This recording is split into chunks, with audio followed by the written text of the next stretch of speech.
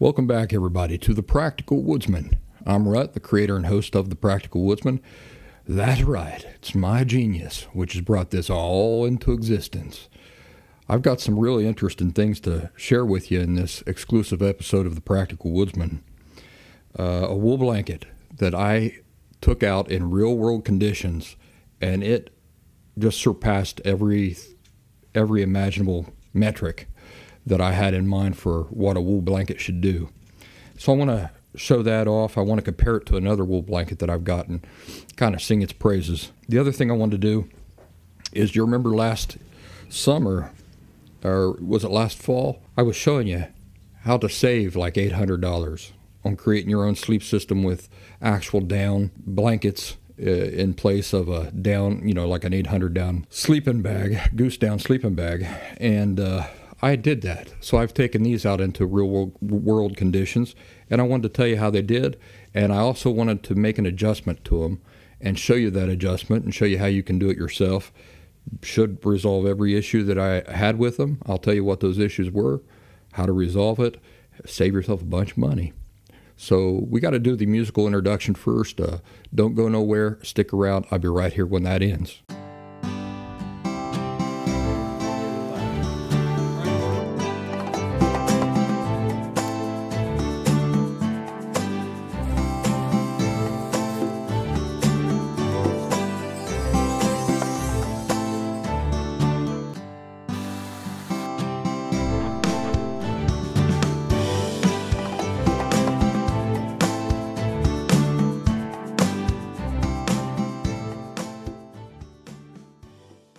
All right, the first thing I want to talk about is this wool blanket that I was sent by Molithe or Molithe. It's spelled M-O-L-I-T-H-E, and it's currently on Amazon. It's okay, so if you look it up on Amazon, it's Molithe or Molithe 100% wool blanket. 62 inches by 86 inches. Warm, thick, washable military wool blanket. Great for camping, outdoors, sporting events, survival kits. Go in here. It's currently selling for just a smidgen under 50 bucks. I'll tell you my first impressions when I got this blanket was that it's not very dense. The wool is not very dense. Let me show this up in the camera, give you a real good look at this wool blanket here. To give you an idea of what I'm talking about here.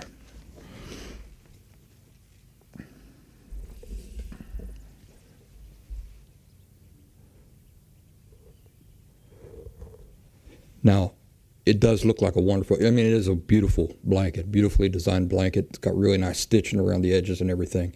But what I'm talking about is the actual thickness of the blanket. It is thick, but it's spongy. It's not super dense. I want to show you another blanket.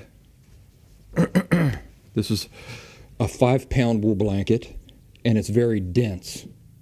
It's very tightly woven, the wool is. It's also, again, a 100% wool blanket. And I love this wool blanket. You've seen me take this out into the woods before.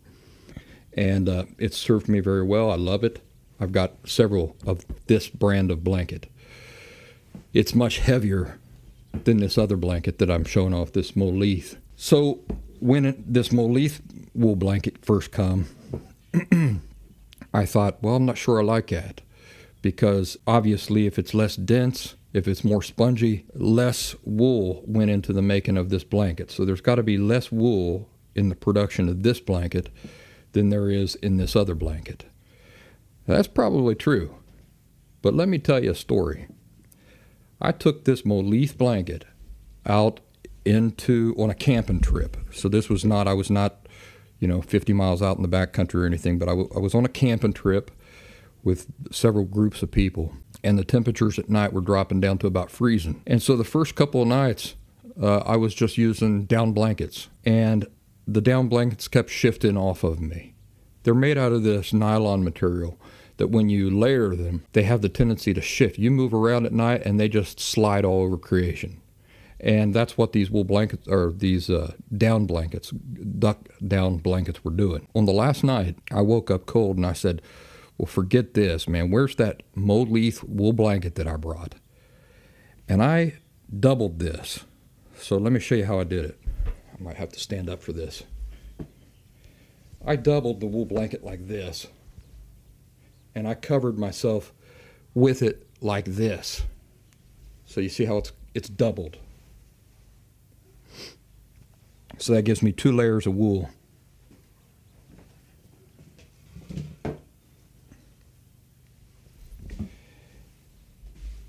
And I covered myself with the blanket like that, and then I put 1 down blanket on top of that. And the warmth that came over me was so instantaneous and so effective, I could not believe it. I've never experienced anything like that. Not even with this other wool blanket, the denser wool blanket that I'm telling you about, that I've taken into the woods into the past. You cover up with this really dense wool blanket and you stay cold for a long time until your heat gradually seeps in to the fibers of this really dense 5-pound wool blanket. That was not the case with this Molithe blanket, which again is not as tightly woven, dog hair all over it, added insulation, right? But anyway, that was not the case with this Molithe wool blanket. And I'll tell you why I think that is. I think the sponginess, the spongier, fluffier weave of this wool blanket, this Molithe, I think did a better job of instantly capturing my body heat and distributing it through the blanket. And it was like putting on an electric blanket. It was absolutely incredible. So Molithe sent me this through Amazon, and they didn't require me to make a video about it or anything like that. All I had to do was write a review about it on Amazon, which I did. But after using this in real world conditions, I said to myself, man, this blanket deserves more than that. It deserves more than just me writing a little review on Amazon about it. So I wanted to do a video. I really wanted to highlight this blanket on a video and show it off and just recommend it to all of you, because for the price, both of these, by the way, this dense 5-pound wool blanket is also in the $50 range, and this Molithe blanket is in the $50 range. But I'll tell you, you can't beat it with a club. So what I originally poo-pooed, which was this less compact, fluffier weave of the wool blanket, what I originally poo-pooed as being a drawback, my goodness, actually turned out to be its really strong suit. It's real strong quality of this blanket. So as you can see, it's a beautiful made blanket. The tag here, if I can find her, there's a Molithe tag here somewhere.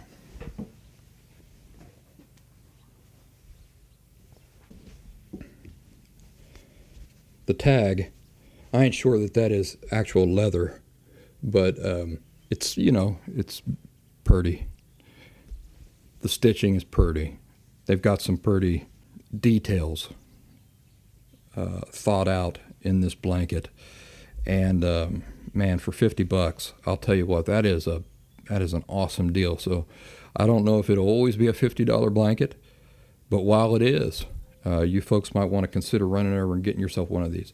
Now, again, the way I did this was I put this Molithe wool blanket over top of me, doubled. So I had 2 layers of this Molithe wool on top of me.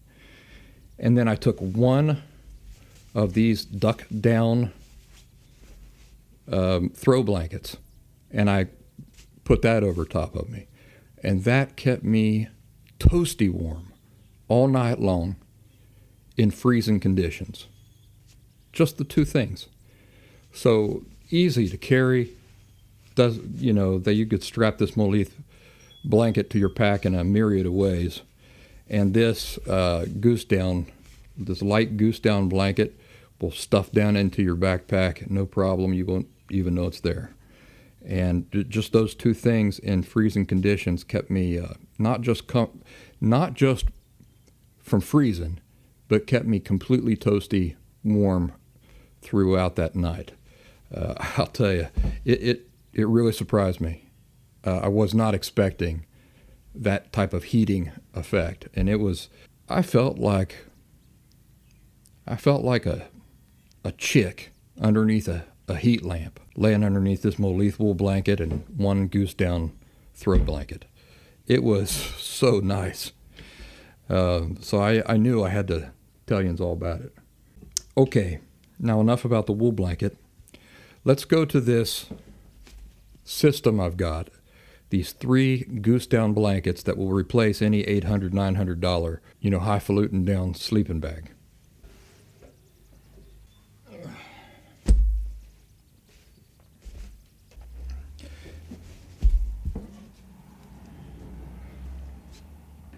It's sort of hard to believe, isn't it, that these 3 little blankets that I've got here could replace like an Arctic, $800, $900 Arctic highfalutin sleeping bag.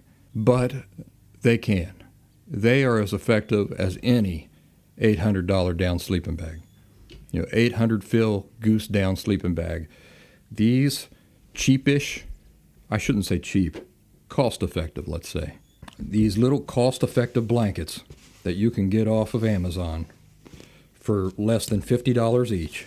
Once you layer them, you're getting the same amount of insulation as you would from any $800 four-season down sleeping bag. They all come out flat like that, and you gotta fluff them. You don't want to keep them stored in these little bags either, by the way.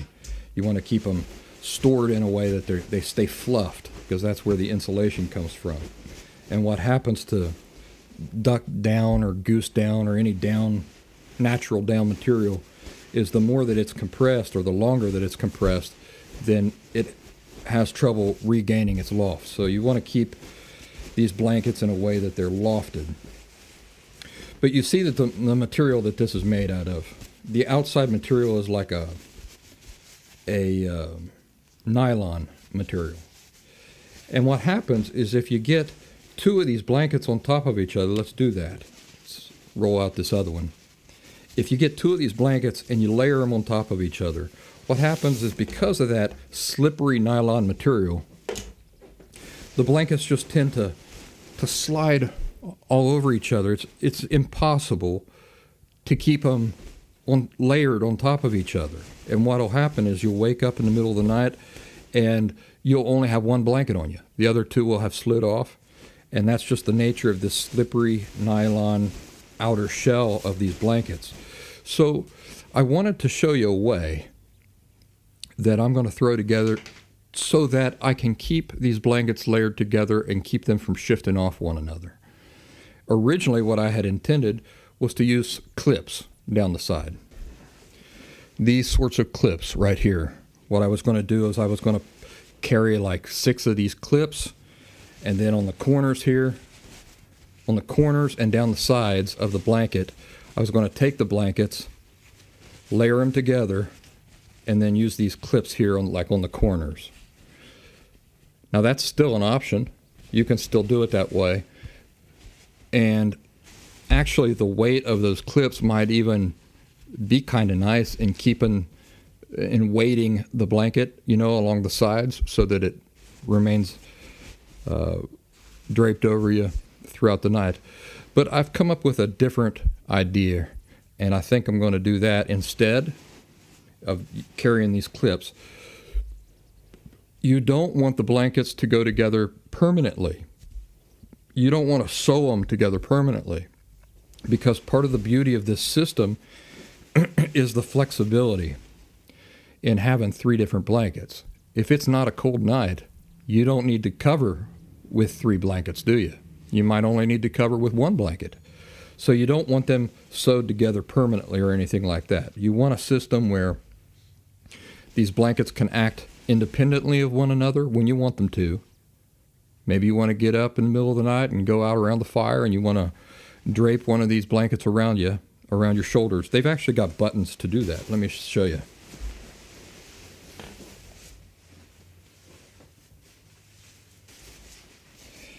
All right. So along the edges here are these buttons. And then you can take the other side, which has you got a male and a female button. And then you can put that together.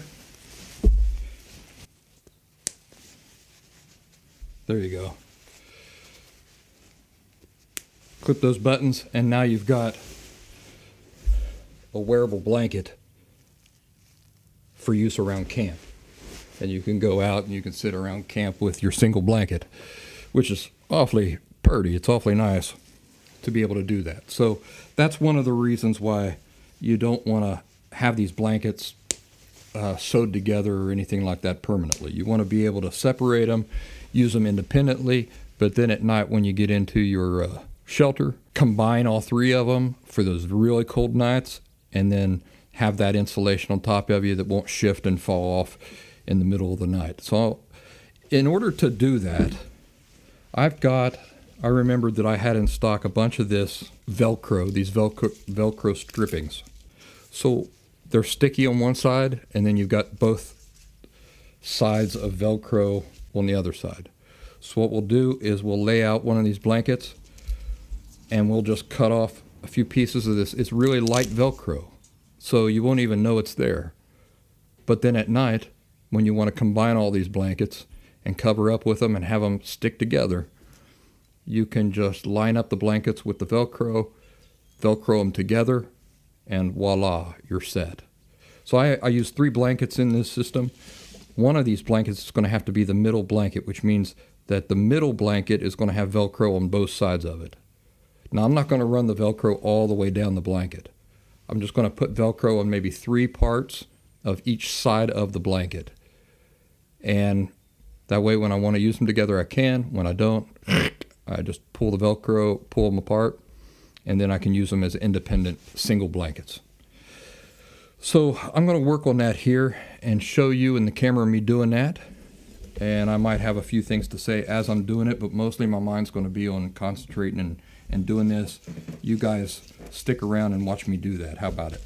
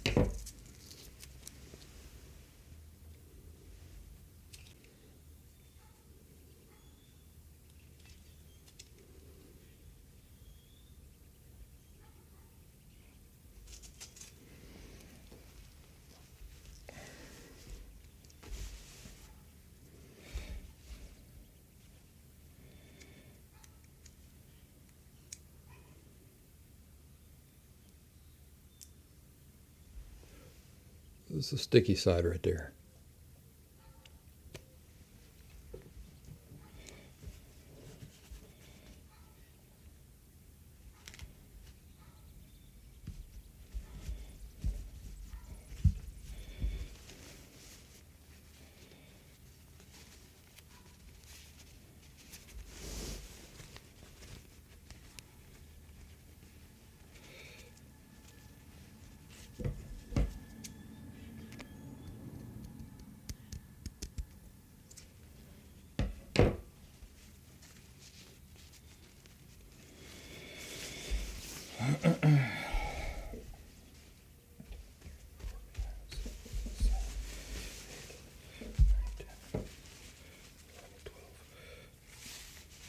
Okay, these blankets are, interestingly enough, these blankets are split up into 12 compartments where that down is filling those compartments.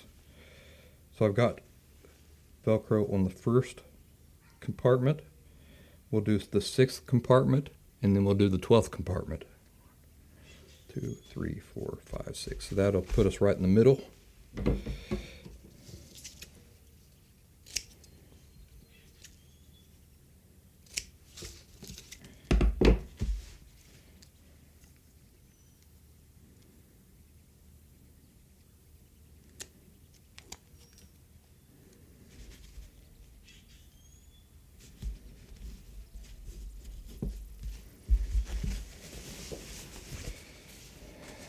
On the last compartment, all right.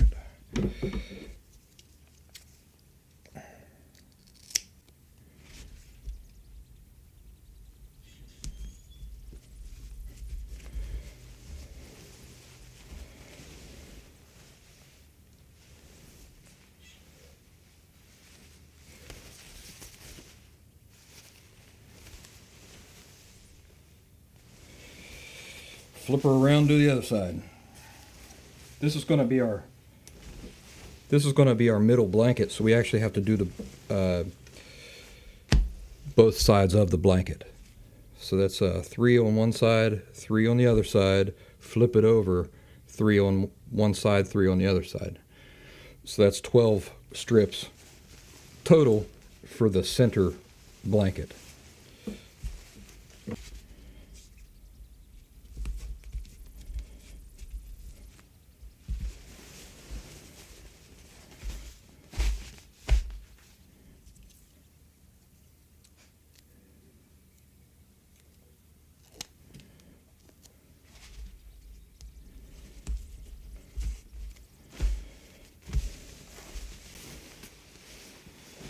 All right, middle blanket's done.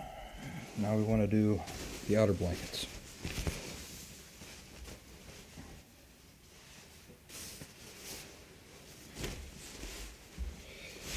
And for this, we want to make sure to use the other type of Velcro, the male Velcro.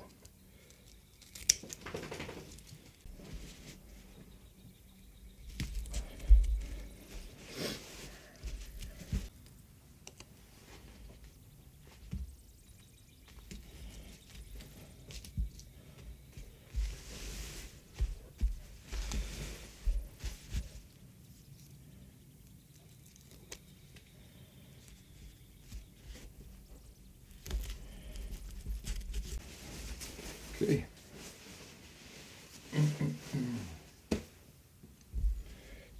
Last blankie. I stretch that material out so that there's no wrinkles underneath the adhesive. Stretch it out as tight as I can, and then I put down the adhesive.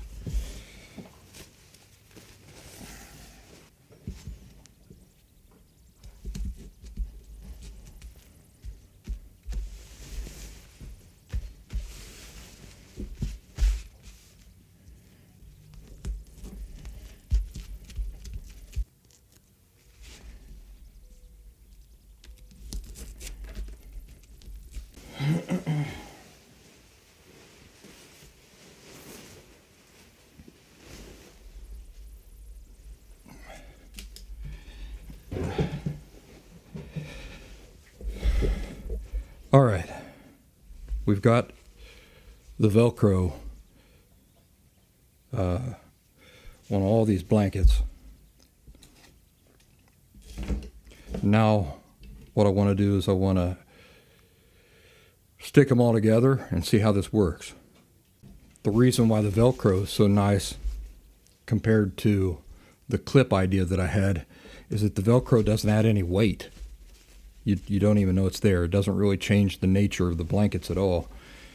It's so light and just unnoticeable until you need it. So the gray blanket is the one I decided was going to be our middle blanket. I just got to find a corner and work from the corners. There we go. 1. Here's the middle. There's the middle. Final corner. Right here. Final corner. Stick those together. Okay, got one side of that. Let's do the other side.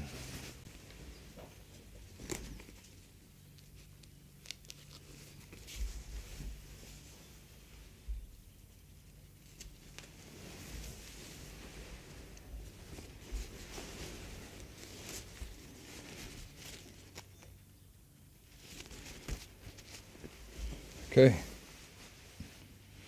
got two blankets together.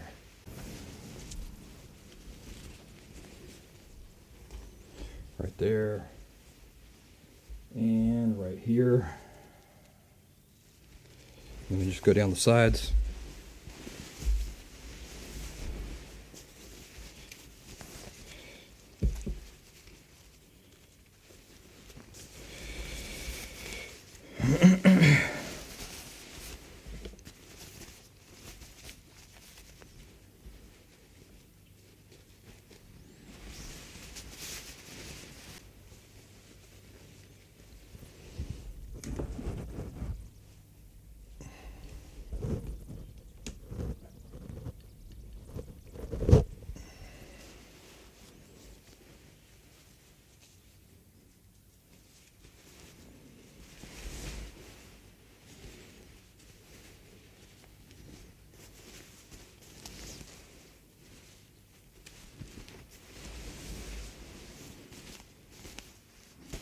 All right, we're done. We got 3 blankets Velcroed together. And let me give you a look at me.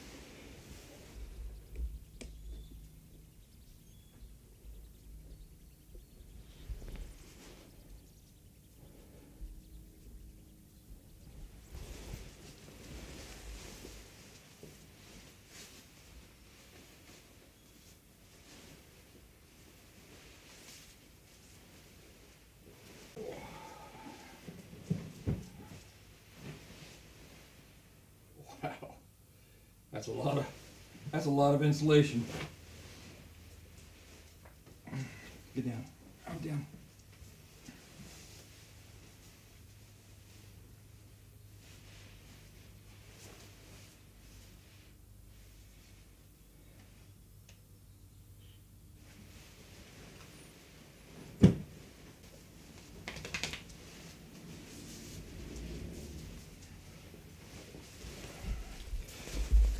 By the way, it looks like I've got a small hole here where I'm leaking goose down. Looks like a coal or something, an ember hit that and melted through, so I'm going to patch that with a piece of duct tape.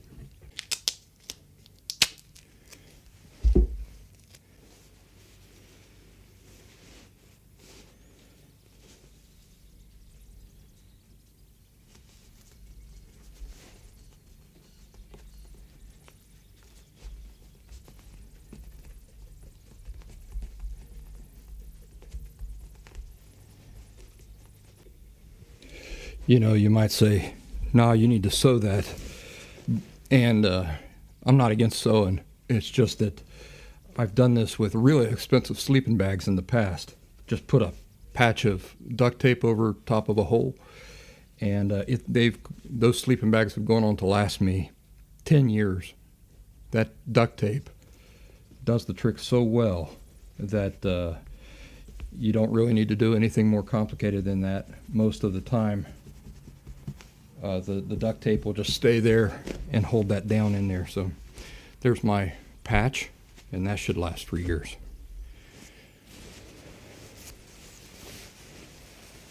All right, well, now the question is, it's really easy to get those together.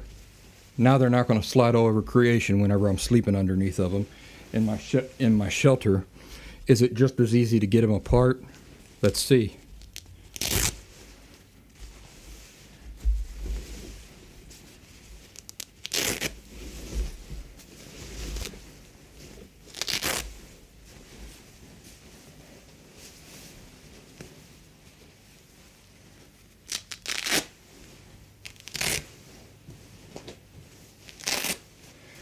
Yep, there you go.